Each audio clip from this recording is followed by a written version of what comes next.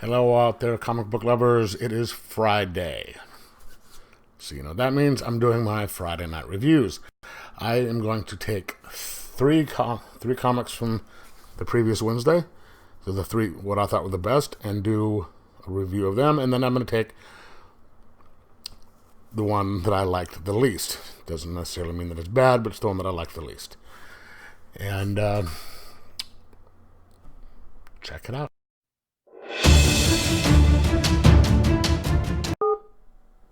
And we're off for the second best comic this week. Now, here's my problem.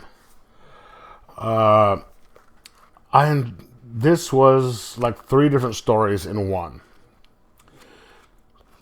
They had three separate things. They weren't all connected. I really, surprisingly to myself, enjoyed the first one. The other two I did not. And the one that I liked was enough to put it above Dual Identity, which was... This would be Future State, the new Batman. This is the cardstock. I got both of them. A regular cover. There's three different stories in this one. The first one is of the new Batman.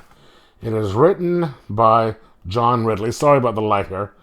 Art by Nick Darrington and colors by Tamara Bovelston.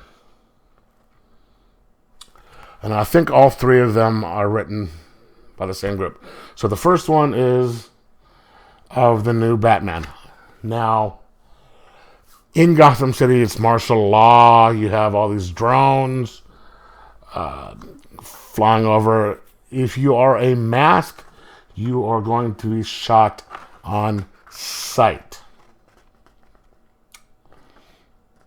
Good or bad, supposedly. So it starts out with Batman coming down to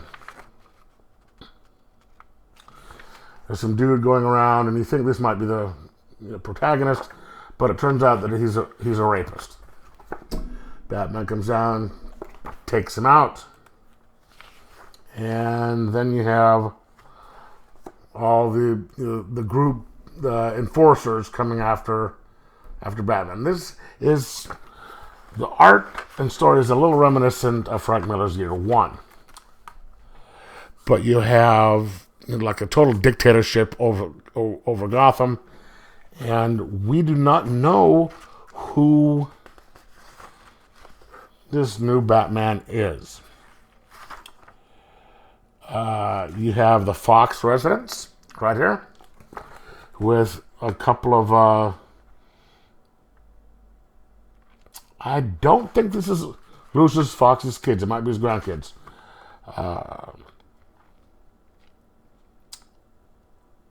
There's a brother and another brother, and we don't know which. Turns out we don't know which one is the Batman.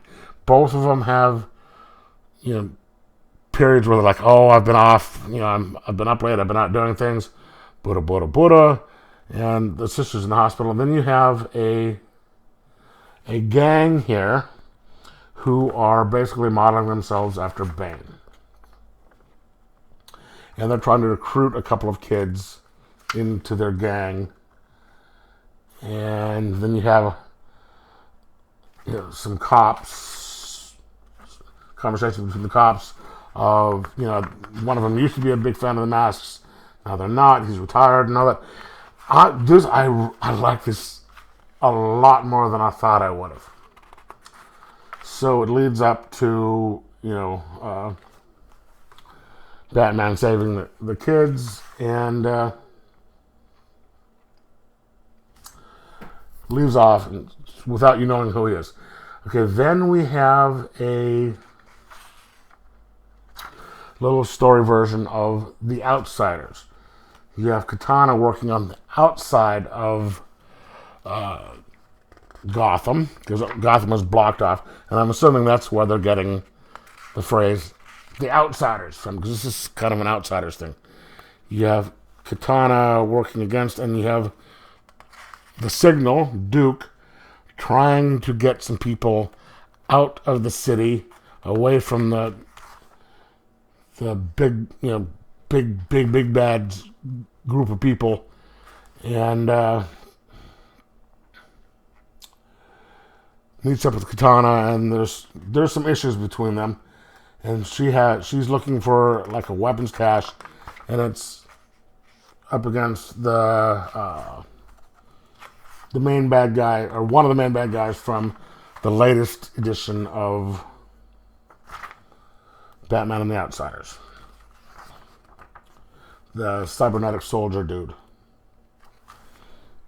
This guy right there. Who works for the main bad guy. And we have Black Lightning introduced. This one I did not like as much.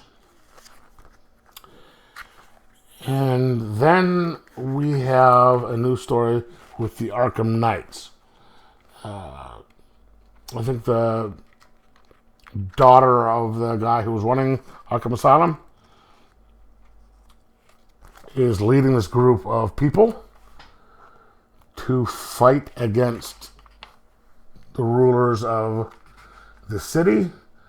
She has let's see, she has Two-Face, she has Clayface, she has Killer Croc, a couple other people, and they swear fealty to her, and they're searching for a target with hopes of getting him in to work against the bad guys. And they have pretty much taken over and abandoned Wayne Manor. See here, it says formerly Wayne Manor. This one, again, I still don't like all that much, but the strength of the first story puts it above, some of the other ones. So I'm going to give this a 3.75 out of 5. And hopefully they will do more of just the next Batman. And again, like I said, I'm really surprised that I liked this. The art was good. The story was interesting enough, but they're doing kind of a good job at releasing everything that's going on, because you don't want to have it just constant exposition, and you don't want to not give enough information so people would be confused. But